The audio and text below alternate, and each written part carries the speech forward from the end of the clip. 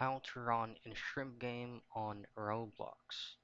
Now, this method and process is very easy to do as long as you follow along, then you should be able to do this on your own.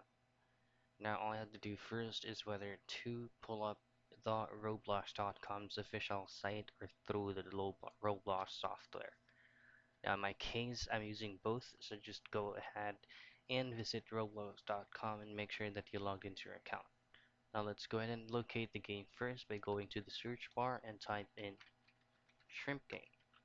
So there's a quite few experiences on shrimp game. All I have to do is just choose on any game that you want as long as it's an actual game that is the same.